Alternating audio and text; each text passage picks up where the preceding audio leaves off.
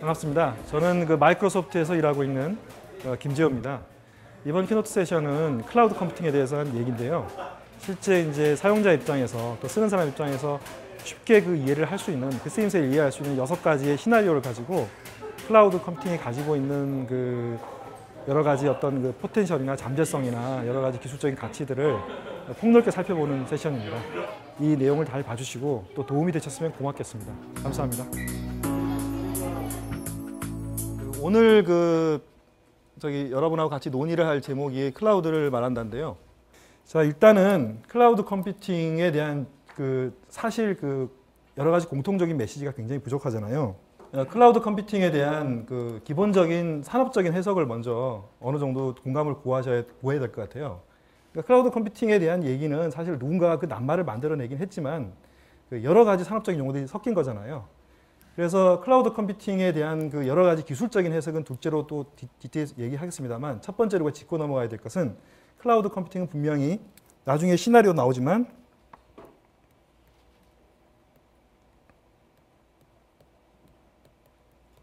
IT as a Service라고 요약하는 것이 산업적으로 가장 의미 있고 바른 해석입니다. 왜냐하면 우리가 다른 어떤 것들이, 다른 어떤 우리 원자재에 해당되는 것들이 어떻게 발전해서 지금 어떻게 공급되고 있냐를 살펴보면 아시다시피 전기 지금 쓰고 있고 물 쓰고 있잖아요.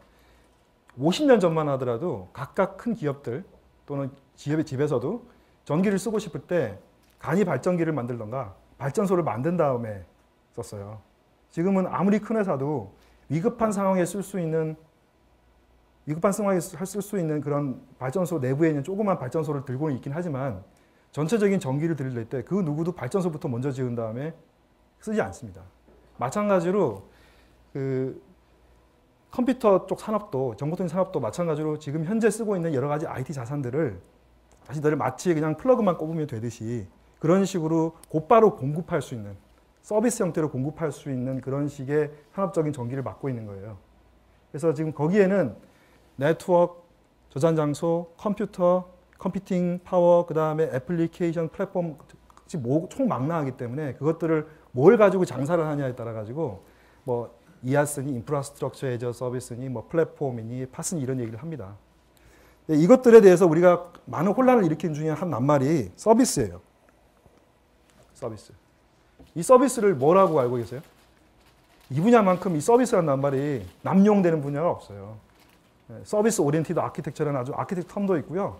저걸 또 서비스라고 하면 이제 우리 소프트웨어 산업이 서비스 산업 되니까 우리가 이제 서비스맨들이 되는 것도 있고 컨설팅 서비스도 있고 가지각색이기 때문인데, 저 서비스는 분명히 발전기를 내가 안 갖고 있다는 겁니다. 발전기를 누구한테 전문가한테 맡긴다는 거예요. 그것이 기업 내부냐 아니면 임대를 쓰느냐하고 관계없어요. 그러니까 설치형 클라우드인지 임대형 클라우드는 관계없이 쓰는 방식이, 공급받는 방식이 내가 지금 쓰고자 하는 목적을 위해서 투자하고 있는 것과 관계없는 것들을 서비스 형태로 공급받겠다는 거예요. 이해가시죠? 그래서 이제 그런 식의 것들을 먼저 중심에 잡으시고 그 다음에 변형되는 것들을 살펴보셔야 논점을 잃지 않으십니다. 그러니까 무슨 말이냐면, 이제 어느 세션 쪽 가서 예를 들면 하드웨어나 또는 어떤 특정한 하드웨어를 파는 쪽에 많이 가서 얘기를 듣다 보면 이거하고 가장 많이 헷갈리죠. 이거하고. 가상화된 서버를 아주 많이 묶어가지고 데이터 센터 짓는 쪽인데, 그런 각각 개별 요소 기술들과 전체적인 산업적인 전기를 맡고 있는 것에 대한 밑받침이 되는 것과 헛갈리게 되면 그냥 단순히 어떤 기술을 도입해서 그걸 쓰는 것으로 마치지, 실제 초기에 왜 그 기술이나 트렌드를 도입하고자 했냐고 거리가 먼 얘기가 되는 거죠. 아시죠? 자, 여기까지 해서 이 이야기로도 한참을 끌 수 있습니다만, 오늘의 사실 저희들 행사의 목적은 저처럼 백그라운드가 이제 엔지니어인 사람, 엔지니어인 분들을 위해서 메시지를 주는 것이기 때문에 특히 기술적인 얘기를 하지 않고 넘어갈 수는 없어요. 그래서 이것들을 굉장히 헛갈릴 수 있기 때문에 우리가 동의할 수 있는 낱말을, 안 됐지만 영어로 적겠습니다. 제가 우리말을 싫어해서 그런 게 아니고 적당히 표현할 수 있는 낱말이 없기 때문에 적으면 이렇게 얘기할 수 있을 거예요. 기술적으로.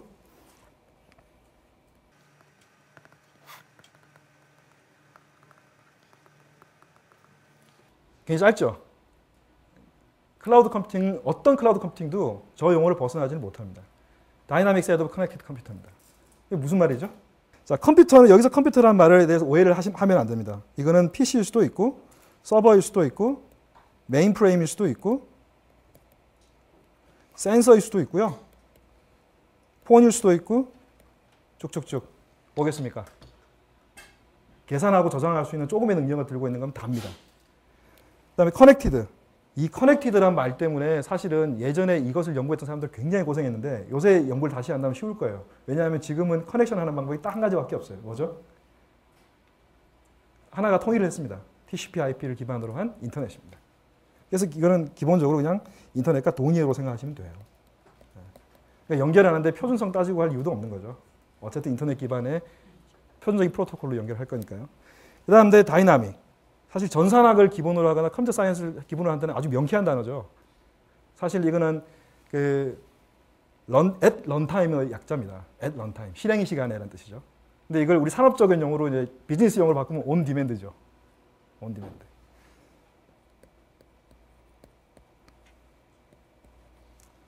그래서 이제 어떤 사람들은 또 이걸 어렵다고 그래가지고 nearly real time. 거의 실시간으로 라고 번역하기도 합니다. 어쨌든 해석이 어떻든 간에 어쨌든 즉각 주문형으로 준다는 거죠. 여기서 이 집합은 컴퓨터들의 모임이겠죠. 그래서 이거는 클러스터입니다. 이걸 그리드라고 쓰시면 안 돼요. 그리드는 가정이 뭐냐면 아시다시피 물리적으로 한 군데 그죠? 특정한 목적을 위해서 슈퍼컴퓨팅 파워를 얘기해서 묶이는 거지만 클라우드 컴퓨팅은 분산 아키텍처입니다. 널브러져 있어야 돼요. 널브러져 있는 기본이지 한 군데 모여 있으면 안 됩니다. 그러니까 예를 들면 이런 건 굉장히 잘못된 해석인 거죠. 어떤 데이터 센터가 있는데 싼 PC나 또는 저장 장소를 모아가지고 옛날에 슈퍼컴퓨터만한 성능을 냈어요. 라고 하는 게 옛날에 그리드 컴퓨팅을 만든다고 각기 우수한 학교들이 앞다투어 가면서 자기 증거를 일일이 냈잖아요. 똑같은 것을 기업이 도입했다. 우리는 이제 클라우드를 갖췄어. 라고 하면 그건 굉장히 이상한 얘기입니다. 클라우드의 허브는 될 수 있을지 몰라도 워낙 능력이 뛰어나니까 클라우드는 인터넷 전체를 포괄해서 연결성을 어떻게 가져가냐의 의미지 그 특정한 회사나 특정한 개인이 가지고 있는 어떤 특정한 계기가 클라우드 컴퓨팅을 대변하면 안 됩니다. 원래. 그것이 전혀 목적이 아닙니다. 그리고 분산되어 있어야 되고요. 인터넷을 통해서. 그러므로 이걸 조금 더 달리 얘기하면 이 온디맨드란 말은 사이즈가 자꾸 바뀐다는 얘기죠. 사이즈가.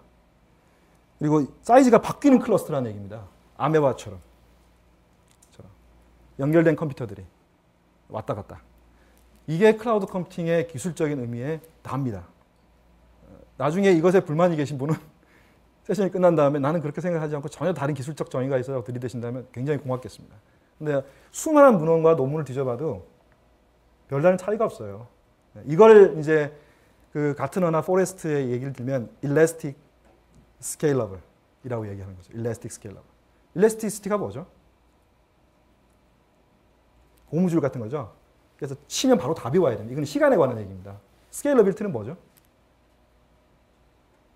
늘려도 깨지지 않는다는 겁니다. 그러니까 구조가 건전하다는 얘기예요. 그러니까 늘어도 줄여도 소프트웨어나 서비스의 구조가 건전하고 동시에 늘고 줄은 것들 시간이 거의 실시간이라는 얘기입니다. 그래서 일레스틱하고 스케일러빌리티 많이 헛갈리시지만 하나는 시간과 하나는 물리적인 전체적인 구조의 건전성을 얘기합니다. 이 기술적인 얘기에 대해서는 랩스에 대해서 이만큼 얘기를 하고 이제 시나리오로 넘어가도록 하겠습니다. 근데 중요한 게 뭐냐면 이게 왜 중요하냐는 겁니다. 우리한테. 예. 실제 시나리오가 뭐냐는 거죠. 시나리오를 살펴보면 굉장히 여러분들께서 허망하실 수 있어요. 이미 여러분이 쓰고 계시는 거기 때문에.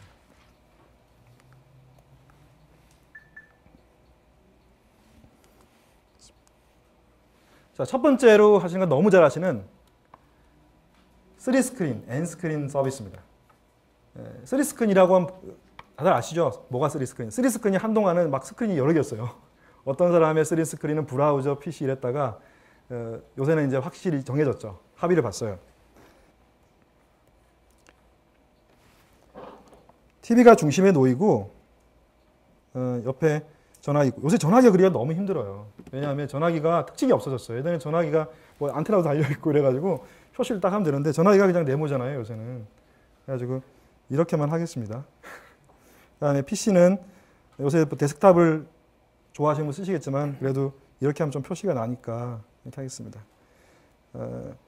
요새 저는 그 최근에 그 아주 화면이 큰 TV를 개인적으로 구매했기 때문에 큰 용기를 내서 3D 스크린 서비스의 필요성을 온몸으로 체감하고 있습니다. TV의 활용도를 높이기 위해서. 아시다시피 3D 스크린 서비스에서는 국제 표준이 있습니다. DLNA라고 하는 국제 표준이 있습니다. Dynamic Living Room Network Alliance라고 해서 장비나 벤더나 기술의 차이 없이 아무거나 갖다 들이대면 컨텐츠를 쉽게 쉐어링할 수 있고 그 다음에 스트리밍 서비스까지 자유롭게 어디서나 할 수 있는 국제 표준이 있고 IBM, 오로클, 마이크로소프트 많은 벤더들, 하드웨어 벤더까지 포함해서 거기에 지금 얼라이언스를 맺고 하고 있습니다. 근데 믿지 않으실지 모르겠지만 다이나믹 DLNA라고 보통 그러죠. 찾아보시면 그 스펙을 1.5 사양을 완벽하게 만족하는 풀 소프트웨어 프로덕트를 다 갖춘 회사는 마이크로소프트밖에 없어요. 국제 표준. 그러니까 여러분이 지금도 만약에 다이나믹 리빌링을 만들고 싶다, 3D 스크린 만들고 싶다 하면 홈 서버를 구매에다가 집에 심어 놓으시면 됩니다. 그래서 스마트 TV는 사실 3D 스크린의 완성이라고 볼 수 있는데 아마 이제 앞에 스마트폰이 유행했기 때문에 이제 TV도 스마트 유행에 따라서 모르지만 사실 스마트폰과 스마트 TV와 PC는 세 개 다 똑같이 앞에 사실은 클라우드가 붙으면 정확합니다. 클라우드 PC, 클라우드 TV, 클라우드 폰. 이제 그 말이 슬슬 나오죠. 인터넷 뒤져보시면. 그래서 이 세 가지가 나오는데 그렇다면 그렇게 풀 패키지나 듣고 있고 자랑 삼아서 하면 좋은 솔루션이 있는 마이크로소프트 솔루션이 왜 지금 집에서 안 쓰시죠? 저도 직원이면 안 씁니다. 서버가 지금 설치 중단 상태에 있습니다. 설치하고 나서 지금 개장 휴업 상태에 있습니다. 왜 안 쓰십니까? 쉽습니다. 첫째는 집사람이 전기세를 아끼기 위해서 그걸 켜두질 않습니다. 켜둬야 그놈이 알아서 싱크를 할 텐데 켜두질 않습니다. 그린 컴퓨팅을 하기 위해서 두 번째로 안 되는, 그러니까 장가가신 분들이 계시면 그 압력이 어마어마하다는 걸 아십니다. 그 다음에 왜 켜느냐. 두 번째로 집에서도 직업 정신을 발휘하기가 그렇게 쉽지 않습니다. 일단 서버가 있으면 관리를 해야 되고요. 그 다음에 밖에서도 접속하기 위해서 갑자기 집이 데이터 센터처럼 느껴질 때가 있는 겁니다. 그런데 중요한 건 뭐냐 하면 오늘 메시지는 뭐냐 하면 이 홈 서버가 구름으로 올라가는 겁니다. 그러면 뭐가 필요하느냐? 기술이 싱크로나이제이션이 필요합니다. CDN 서비스가 붙어야 됩니다. 스펠 맞나요? 그 다음에 뭐가 있어야 되냐? 디바이스 관리해야 됩니다. 디바이스 관리 쉬울 수가 없으니까 그러니까 이게 제일 골치 아픕니다. TV 사업자한테는. 전 세계에 1억 명의 TV를 산 사람이 있다면 펌웨어 업데이트를 한다고 생각해 보세요. 동시에 펌웨어 업데이트를 누를 때 1억 명 사용자가 동시에 접속해서 자기 TV를 업데이트한 다음에 AS 센터에 전화를 안 걸어주기를 기도하면서 이걸 해야 됩니다. 이거는 마이크로소프트한테 꼭 물어봐야 돼요. 제가 직원이 아니더라도. 왜냐하면 마이크로소프트는 이 비슷한 일을 10수년간 했습니다. 윈도우즈 업데이트라고. 굉장히 좋은 시나리오입니다. 그러니까 최소한 이 업데이트 시나리오에 있어서는 최대 강자라는 걸 여러분도 부인하지 못하실 거예요. 어쨌든 클라우드 컴퓨팅 시나리오 중에 중요한 시나리오 중에 하나입니다. 업데이트 시나리오. 최근에 지멘스라고 하는 독일 가전 전기전자 쪽도 마이크로소프트에 있는 윈도우즈 애저 플랫폼을 이용해서 업데이트를 한 이유도 아마도 마이크로소프트가 사랑스러워서가 아니라 윈도우즈 업데이트의 기량을 높이 사지 않았을까 개인적으로 판단해 봅니다. 여하간 이것들이 붙고 여기 앞에 뭐가 붙어야 되냐면 장치마다 꼭 기억해 주시면 좋은 낱말이 있습니다. Contextual Computing이란 말이 붙어야 됩니다. 이게 뭐죠? 상황인식 기술입니다. 상황인식 기술. 그래서 Contextual Computing은 두 가지가 합쳐져야 돼요. 하나는 로케이션을 인식할 수 있는 로케이션 API, 자기 위치 인식. 두 번째로는 센서 테크놀로지가 붙어야 됩니다. 이 두 가지를 합쳐서 개인의 상황을 인식하고 이게 왜 중요한 비즈니스 시나리오냐면 이게 바로 지금 TV를 통해서 어떤 컨텐츠를 받는 그 사람이 어떤 상황에 처해져 있는가를 서비스 쪽으로 알려줍니다. 그렇게 되면 여기에 뭐가 붙냐면 애드버타이징이 붙게 됩니다. 광고가 붙게 됩니다. 증권사나 보험사는 이 사람한테 어떤 정보를 전해줘야 할지 알게 됩니다. 사실 돈벌이는 여기에 많습니다만 오늘은 테크데이즈이기 때문에 비즈니스가 아닌 기술에 집중하는 척하면서 이쪽의 얘기를 지금 안 하는 척합니다만 그래도 신경을 써야 되겠죠. 여기에 M이 나오기 때문에 신경을 우리는 써야 됩니다. 가능하면 돈 되는 기술을 우리가 익혀야 되기 때문에. 그래서 이걸 노리고 지금 다들 덤벼들고 있는 겁니다. 아마 여기는 통신 사업자와 가전 사업자가 각축장을 벌이는 시기가 될 거고요.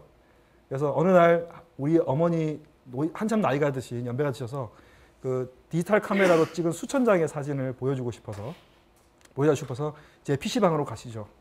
라는 얘기를 하지 않는 시대가 곧 오겠죠. 스마트 TV가 되면. 더 이상 디지털 카메라를 인화한다고 고생하지 않고 자연스럽게 그냥 찍은 것을 전화로 찍든 PC에서 DSLR로 찍더라도 신경 안 쓰고 자고 일어났더니 TV에서 곧바로 볼 수 있는, 자는 거 아니고 잠시 돌려봤더니 바로 볼 수 있는 정도로 괜찮아지는 것이 곧 올 거예요. 왜냐하면 열심히 만들고 있습니다. 실제로. 열심히 만들고 있기 때문에 곧 그걸로 목숨 걸고 팔 겁니다. 그러면 이제 집집마다 하나씩 스마트 TV가 늘어나면 스마트 TV의 특징은 뭡니까? 확실히 하나가 와이어리스든 위성이든 유선이든 인터넷에 곧바로 연결된다는 겁니다. 중간에 뭘 안 거치고. 그러니까 아마 통신 사업자나 콘텐츠 사업자하고 바로 TV 가전 사업하고 붙을 거예요. 중간에 뭘 안 거친다는 거 굉장히 중요한 거죠. 이걸 더 깊이 안 들어가는 이유는 혹시 그거에 대해서 불끈하실 분들이 있을까 봐, 중간에 뭘 하시는 분들이 있을까 봐 개인적인 사심은 없습니다. 단지 사용자의 편의성을 위해서는 가능하면 선이 적어야 되기 때문에 그렇다고만 알아주시면 되겠습니다.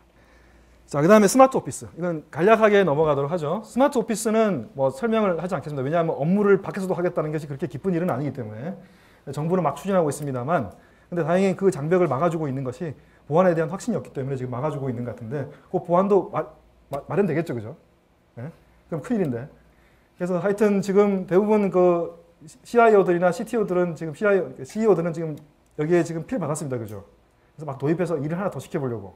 그렇습니다. 우리는 뭐 사실은 속으로는 막아야 됩니다만, 오늘은 거룩한 얘기를 하는 곳이라 스마트 오피스는 굉장히 중요한 시나리오입니다. 예. 가능하면 좀 늦게 도입되기를 원하는 중요한 시나리오고, 근데 사실 이것의 중요한 건 뭐냐면 엔터프라이즈 기업 구조가 항상 여러분이 하나 깨달으셔야 되는 게, 엔터프라이즈 기업 구조는 인터넷에서 쓰는 기업 구조, 사용자가 쓰는 인터넷 쓰는 구조를 그대로 닮아갑니다. 한 번도 안 그런 적이 없었어요. 예전에 클라이언트 서버 방식에서 지금 웹 방식도 다 바뀌었죠, 엔터프라이즈. 지금 밖에서 어떻게 쓰고 있습니까? 소셜 네트워킹 방식으로 쓰고 있죠.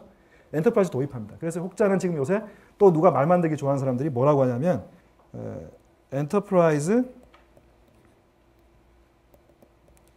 모빌리티가 사업의 목적이다.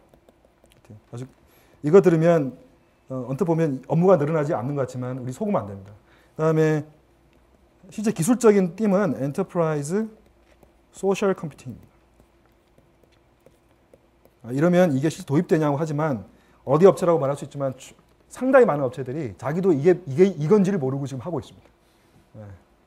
이게 이건지 모르고 하고 있어요. 그래서 기존에 알고 계시던 뭐 유니파이드 커뮤니케이션, 그다음에 익스체인지 같은 이런 그룹웨어 메일, 그다음에 뭐 여러 가지 것들이 뭉쳐져서 이것들을 해줘서 사실 소셜 컴퓨팅 형태로 지금 가고 있어요. 이거는 더 깊이 얘기 안 하는 게 좋을 것 같습니다. 네, 넘어갑니다. 자, 그다음에 설치 플러스 임대 구름. 제가 왜 자꾸 설치형 구름, 임대형 구름이냐 하면 이미 여러분 설치형 블로그, 임대형 블로그는 잘 아시잖아요. 그래서 그 클라우드 컴퓨팅하고 맞닥뜨려 생각하기가 쉬우실 거예요. 그죠? 구름도 두 가지가 있는데 하나는 빌려 쓰는 구름이 있고 하나는 설치해서 만들어 쓰는 구름이 있습니다. 그죠? 택시가 있고 자가용이 있습니다. 네, 그렇죠? 그래서 이동하는데 뭘 타는 건 관계없어요. 중요한 건 뭐냐면 택시를 타야 될 때가 있고 자가용을 타야 될 때가 있습니다. 네, 그죠? 세탁소에 가서 빨아야 될 때가 있고 세탁기를 써야 될 때가 있습니다. 그러니까 우리가 하나 절대 헛갈리면 안 되는 것이 우리가 만약에 전부 다가 임대형 형태의 클라우드로 간다면 지금 마치 세탁소가 있기 때문에 집에 세탁기가 하나도 없어져야 돼요. 그렇지 않잖아요. 공존하는 이유는 그게 현실이기 때문이다. 어떤 이유가 있을까요? 예를 들어 중소기업이나 이런 데가 갑자기 우리도 CRM이나 SCM이나 ERP 같은 걸 사스 방식으로 공급하는 세계 국지의 벤더가 되고 싶다. 그래가지고 그런데 데이터 센터를 만들 돈은 없어. 그래가지고 그걸 이제 빌려 쓰기로 했습니다.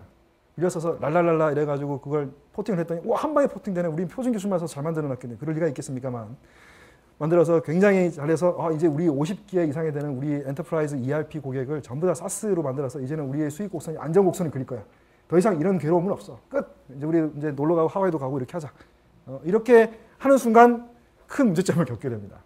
왜냐하면 기업에서 그런 제품을 도입하는 순간 어떤 문제가 생기냐면 데이터의 특성이나 비즈니스 로직의 특성상 우리나라의 데이터 관련된 법률들 또는 국제법의 법률상으로 절대로 기업 바깥으로 나가면 안 되는 게 있어요.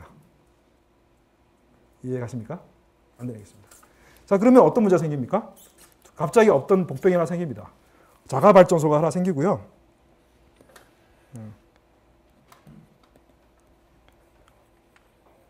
바깥에 빌려 쓰는 그룹이 생깁니다. 그러면서 애플리케이션, 여러분이 개발하는 애플리케이션이 여기에 걸쳐야 돼요. 근데 이게 고객의 요구가 다 같으면 찍어내듯이 하면 되는데 갑자기 그게 아닙니다. 어떤 사람은 우리는 많이 빌려 쓰고 싶고 어떤 사람은 우리는 조금만 빌려 쓰고 싶고 이래요. 그러면 결국은 다시 커스터마이징이 들어가기 때문에 이게 옛날에 우리가 일일이 다 만들어주면서 하는 SI 비즈니스와 뭐가 다르냐는 생각을 하게 됩니다. 이걸 해결할 수 있는 방법이 하이브리드 클라우드 플랫폼입니다. 이러면 당장의 고민이 생기는 게 뭘까요? 여기에 하나가 더 충격으로 들어옵니다. 뭐가 들어오면 요새 또 소셜 컴퓨팅 유행한다고 바깥에서 이미 뭐 페이스북 비슷한 거, 뭐 트위터 비슷한 이런 서비스들을 기업에 연결해 쓰기도 원할 수도 있어요. 제3자가 만든 서비스를. 그러면 이 세 가지가 딱 뭉쳤을 때 가장 크게 걱정되는 게 뭐냐면 싱글 사인온이에요. 이 SSO가 왜 고민되냐면 얘가 지금 아이덴티티나 패스워드를 가지고 자기를 인증하는 기법이 틀리고 도입한 클라우드 서비스를 제공하는 벤더가 채택한 아이디 인증이 틀리고 회사에서 이미 LDAP 방식으로 만들어 놓은 인증이 틀리기 때문에 이걸 어떻게 할 방법을 제공해 주지 않으면 진짜 방법이 없는 겁니다. 엔드 유저는 어떻게 생각하겠어요? 이걸 쓰는 사람은? 뭐 괜찮아. 우리 회사의 발전을 위해서 세 개 다 로그인해 주는 수고를 드리지. 그래서 인사 관리할 때는 이런 걸로 로그인하고 여기 올 때는 이걸로 로그인하고 그러니까 마치 우리가 똑같은 서비스를 쓰는데 여기 갈 때는 운전면허증 내고 저기는 커피 카드 내고 저기 가서는 주민등록증 내는 거와 똑같은 거죠. 네. 이걸 해결하는 방법이 두 가지가 있어요. 하나는 전자지갑 방식이 있습니다. 마이크로소프트하고 지금 애트리하고 같이 연구하고 있는. 그건 뭐냐면 지갑 안에다가 다 넣어놓고 지갑을 찍는 거죠. 근데 이 방식의 문제점은 뭐냐 하면 이건 통합하는 방법으로는 참 좋아요. 유저 익스피리언스는 굉장히 좋은데 하나가 뭐냐 하면 어쨌든 굉장히 중요한 자기 개인정보가 이 서비스를 쓸 동안 떠다닌다는 거예요. 그래서 한 가지 방법은 뭐냐 하면 여러분이 이미 아시고 계세요. 대부분의 복잡한 기술들은 현실적인 시나리오를 벗어나지 못해요. 여러분이 어디에 무슨 중요한 행사를 가면 목에 두르는 걸 주잖아요. 어디 큰 기업에 가면 이 마크를 주잖아요. 자기 신분을 인증하는 건 뭐든 낼 수 있잖아요. 그래서 그 세션 안에서만 임시로 쓸 수 있는 방법증을 가지고 이 세션들을 돌아다니고 그런 다음에 다시 되돌려주면 됩니다. 자, 가상 데스크탑 서비스. 사실 제일 클라우드 컴퓨팅과 관계없어 보이는 서비스인데 기업들이 많이 도입하는 클라우드 컴퓨팅 시나리오입니다. 이것의 아이디어는 뭐냐면 심플해요. 먼저 목적을 얘기하는 게 좋겠어요. 가상 데스크탑이 뭐죠? 실제 데스크탑이 아닌데 가짜라는 얘기지. 그죠? 그래서 버추얼 머신에다가 딱 그 기업에서 쓰는 소프트웨어랑 뭐 무슨 여러 가지 컨피규레이션이랑 그다음에 여러 가지 세팅이랑 심지어 문서 폴더랑 이런 것들 다 템플 정의해 놓고 딱 찍어낸 다음에 와꾸대로 막 찍어내는 거예요. 찍어내서 어떤 서버에 딱 적재해 놓고 특정한 인증을 한 어떤 사용자에게 한해서만 이 이미지를 불러봤을 수 있게 해서 리모트 데스크탑처럼 원격 대처럼 불러 쓰는 겁니다. 이러면 뭐가 좋을까요? 어떤 사람은 돈이 안 들겠네요. 돈 똑같이 듭니다. 더 듭니다. 왜냐하면 그냥 데스크탑에서 그냥 PC에 들어있는 PC에 있는 운영체를 쓰면 아무 돈도 안 되고 성도 풍분히 이용할 수 있는데 안 되는 이유는 그냥 쓰면 되는 걸 VM까지 설치해서 쓰니까 더 비싸죠.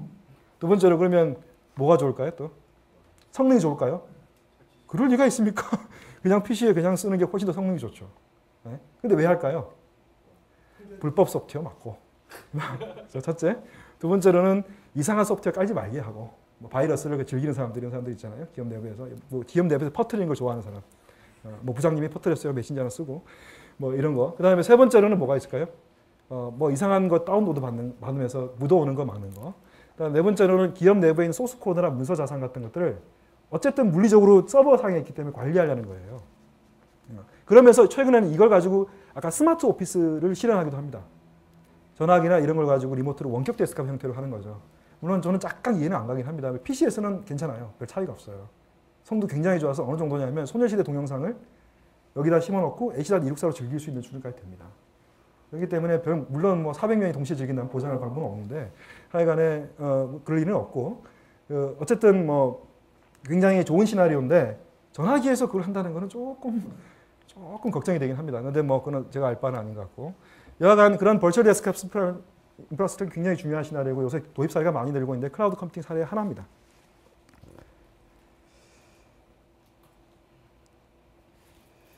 자, 그 다음에 글로벌 서비스 플랫폼 마지막 시나리오입니다. 이거는 사실은 조금 아전인수 시나리오입니다. 사실은 클라우드 컴퓨팅의 도입 시나리오라기보다는 우리나라의 그 국익을 위한 시나리오입니다. 우리나라에서 아시다시피 온라인 게임은 어쨌든 전체 게임 시장 마켓에서 2%밖에 정도밖에는 사실 전체 나머지 콘솔 게임 마켓이고 그죠? 자, 아시죠? 이번에 조금 높고 조금씩 올라가는 것 같아요. 그러면서 우리나라가 이제 그나마 그 어디나 이제 잘한다고 큰 소리 칠 수 있는 비즈니스인데 이게 이제 글로벌로 나가야 되지 않겠습니까? 그러면 우리가 절대 착각하면 안 되는 것이 초기 시장에 진입했던 분들이 많이 경험하셨지만 이 나라가 괴상한 나라잖아요. 조그만 나라가. 실제로 본사에 있는 사람들 불러다가 마이크 본사에 있는 사람들 불러다가 얘기해도 우리는 이미 집집마다 브로드밴드 메가 다 들어와 있고 우리 로컬은 기가빗이고 그 다음에 뭐 아무나 그냥 뭐 셋톱박스 하나 놓고 컨텐츠 다 볼 수 있다고 하면 잘 안 믿어요. 그래서 지하철을 데리고 가면 믿어요. 지하철 가면 전부 이러고 있어요. 그러면 그때서 이 나라는 이상한 나라다라는 걸 실제로 아직도 많이 몰라요. 그러니까 그렇게 많이 외쳤지만 그러니까 이런 나라에서 즐기는 게임 시나리오를 가지고 중국이나 일본이나 남아프리카나 이런 대충 상상하시겠지만 지메일로 뭐 어떤 우리나라 뭐 한메일 같은 걸로 전부 다 이메일 체크하는데 가능하면 30분씩 걸릴 수도 있는 이런 나라에 가서 클라우드 데이터 센터를 아무리 많이 지어놔봐야 잘 안 돼요. 그리고 예전에 지금도 그런지 모르겠는데 예전에 어떤 분이 중국에 진출해서 게임 사업을 하는데 거기 가서 이제 그 현지인도 고용하고 여러 가지 하기 위해서 이제 게임 서비스를 했는데 우리는 온라인 게임이잖아요. 패키지 게임이 아니다 보니. 그러니까 나중에 잘 될 줄 알았는데 그게 뭐 데이터 센터 빌리고 운영하는 건 둘째치고 그것들이 다 따로 떨어져 있는 지방마다 해야 돼서 그 중국 대륙을 넘나들면서 손으로 업데이트를 카피하러 다니는 그런 수고를 해야 됐다는 얘기를 들은 적이 있어요. 실제로 지금도 그렇습니다. 그리고 전체적인 비용이 싸지도 않아요. 그러니까 이분들한테 필요한 건 뭐냐면 우리나라 안에 있을 때는 지금 하신 대로 하면 됩니다. 잘하고 계시고 있는데 뭐 이 운영 노하우를 누가 함부로 배우겠습니까? 그렇지만 여기도 가야 되고 이쪽도 가야 되고 이상한 저기 철학을 갖고 있는 이쪽도 가야 되고 그다음에 이쪽도 가야 됩니다. 그죠? 이쪽도 가야 되면 여기에 뭔가 거점이 있어야 돼요. 거점이 돼서 최근에 마이크로소프트가 데이터 센터에서 지은 거 보면 여기 두 개, 여기 두 개. 바다에 지었다는 얘기는 아닙니다. 그다음에 뭐 제주도를 새로 만든다는 건 아니고요. 북미 쪽에 두 개. 대충 눈치채셨겠지만 경제권 비슷하게 맞물려 있죠. 센터가. 경제권 비슷하게. 저렇게 된 이유는 실제로 경제권 안에서는 통일된 경제권 안에서는 데이터 교환도 굉장히 자유롭고요. 그런 대한 그런 것들이 없어요. 그래서 실제로 이제 클라우드 컴퓨팅의 기술적인 메시지는 애니웨어에서 서비스가 된다고 하지만 실제로 그 나라의 어떤 법규나 이런 문제 때문에 지역의 근처에 되고 인프라의 한계 때문에 그렇게 되기 때문에 이런 식의 거점 확보를 위한 센터를 우리가 필요한 이유가 되는 거죠.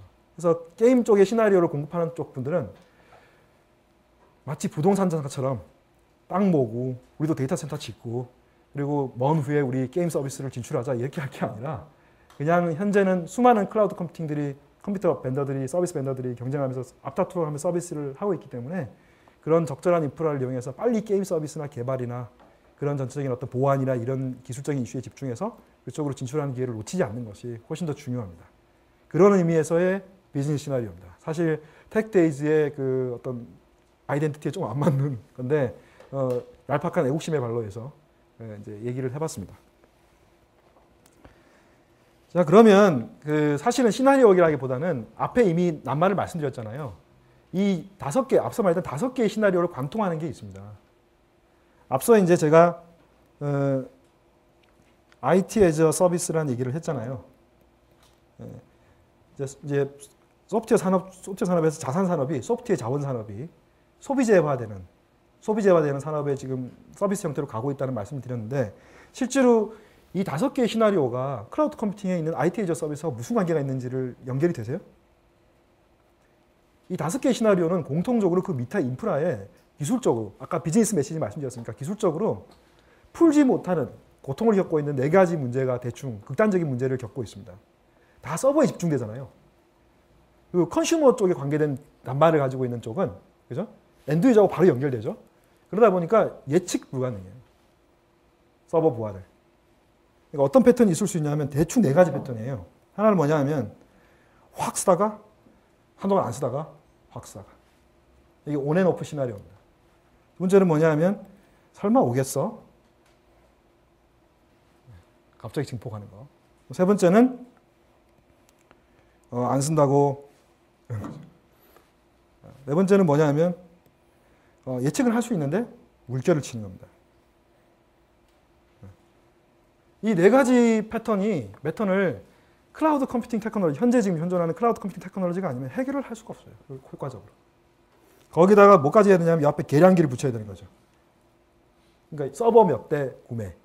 무슨 냉각기 몇 대 구매, 무슨 네트워크 선은 몇 줄 구매 이게 아니라 전체적으로 합쳐가지고 컴퓨팅 파워는 계량기 얼마, 저장 공간을 얼마 하는 마치 전기 계측기 같은 그런 식의 계측기 기술을 여기 붙여서 기업 내부에 있는 자기들을 그 고용자든 아니면 바깥에 있는 소비자든 또는 제3의 벤더든 공급해줘야 되는 형태가 되는 거죠. 그래서 이게 IT 에이즈 서비스가 사실은 기술적인 의미에서 전체 5개의 시나리오를 뒷받침해주는 클라우드 컴퓨팅 시나리오가 됩니다. 사실 그런데 이렇게 되고 나면 그 개발자나 IT 프로나 또는 클라우드 아키텍트나 이런 분들한테 도대체 무슨 기회가 생기는지를 우리가 좀 약간 논하면서 얘기를 끝마칠 필요가 있을 것 같아요. 충분히 시간이 됐기 때문에. 지금 현재 앞서가서 이걸 적용하고 있는데 보면 새로운 재미있는 일들이 직종들이 생기고 있어요. 자, 클라우드 컴퓨팅을 개발하는 입장에서 보면 기존에 있는 개발 기술과 다를 게 하나도 없어요. 예를 들면 마이크로소프트 쪽에서 이제 마이크로소프트가 흔히 이제 바깥에 있는 선입관 중에 하나가 뭐냐, 마이크로소프트 전해드릴 기술이 잘 돌아가는데 표준 잘 안 지키더라 뭐 이런 거 있잖아요. 그런 거는 사실 뭐 근거 없는 낭설이기도 하지만 윈도우즈 애저 같은 이제 클라우드 서비스만 하나, 플랫폼 서비스만 하다 보더라도 뭐 자바, 톰캣, PHP 연합 가릴 것 없이 다 되거든요. 그런데 거기에 쓴 것들을 쓴다고 하는 것들이 지금 현재 보면 그냥 평소에 쓰던 거 그냥 올리면 돌아가요. 그러면 이제 개발자 입장이 굉장히 허당한 거죠. 갑자기 그냥 올리기만 했더니 내가 클라우드 디벨로퍼. 그러면 이제 덤다가는 좋은 것 같지만 뭔가 좀 의심스럽잖아요. 사실은 그건 초기 단계고요. 현재는 어느 정도 성숙한 단계까지 나아가고 있냐면 결국은 돈을 받는 방법이 서버 몇 대 이렇게 계산하는 게 아니잖아요. 그 서비스를 올렸을 때 밑에 있는 과금을 낼 때 전체적인 통신량, 계산량, 서비스에 대한 차지 이런 거 따지잖아요. 그러므로 지금 어떤 산업이 생기고 있냐면 아키텍처부터 클라우드 서비스에서 돈 적게 내는 트래픽 적게 무는 이런 아키텍처를 가져가려면 어떻게 할 거에 대한 컨설팅이나 비즈니스를 하는 사람들이 늘어나고 있어요. 이해가시죠? 그래서 옵티마이제이션까지 가는 거예요, 지금 현재. 그리고 심지어는 법률 변호사들이나 법률하는 사람들까지도 이 데이터는 국내 실정법에 따져보니 여기는 온프리미스에 있어야 됩니다. 여기는 설치형에 있어야 됩니다. 이거는 이쪽으로 올라갑니다 하면서 컨설팅에서 돈 버는 사람도 생겨나고 있고 굉장히 IT하고 비즈니스가 거의 맞닥뜨리게 되는 현상이 생겨나요. 굉장히. 그리고 기존에 있던 그냥 예를 들면 그 전산실에서 그냥 부장님이 지금 컴퓨터 고장났어 하면 북 뛰어가다가 그냥 저기 가보면 전기선 빼놓고 이런 식의 자기의 전문성을 발휘하면서 썩고 있던 이제 여러 우리 엔지니어들이 이제는 제 할 일을 찾아가기 시작해요. 왜냐하면 이제 클라우드 서비스를 도입하게 되면 어떤 거는 저쪽 구름 저편에, 어떤 거는 잘 모르는 3차 동네에, 어떤 건 자기 집에 있는데 그걸 하나 섞어서 만들려고 하니 보안을 거시적인 시각으로 봐야 되는 겁니다. 시큐리티는 정책은 어떻게 되고 이런 시각을 하게 되고 그 다음에 이제 더 이상 CFO나 이런 양반들이 그래 도대체 앞으로 돈을 얼마나 벌 건데 서버를 만 대씩 구입하는 거야? 이런 데 대한 답변을 아주 쉽게 할 수 있습니다. 달별로 끊어줄게요. 달별로 영수증 보내줄게요. 뭐 이런 식의 얘기를 할 수 있는 시대가 오는 거죠. 그래서 더 이상 커트 센터를 운영하는 쟤들은 어쩔 수 없이 쓰는 거야 라는, 그죠? 비용을 막 소비하는 형태의 그 내부에 있는 IT 인력들이 이제야 자기 전문성을 발휘해서 제 할 일로 가면서 실제 회사가 목표로 하는 비즈니스에 맞는 엉뚱한 그 뭐 윈도우즈 패치하다 돌리다가 뻥 나면 그게 마치 자기의 잘못이냐 벌벌 떨어야 되거나 새벽 2시에 전화 받아가지고 뻗었다는데 네가 어떻게 해봐 가보면 어떤 놈이 꺼놓고 이런 식의 웃기는 그 일을 안 하고도 자기의 기술력을 제대로 발휘해서 커리어 패스를 밟아가면서 너네가 비즈니스 이야기하면 나도 비즈니스 이야기하지만 IT라는 낱말로 비즈니스를 얘기한다는 지금 시대가 와 있는 거예요. 우리가 이 기회를 놓치면 안 되거든요. 다행인 건 뭐냐면 별로 새로 배워야 될 게 별로 없어요.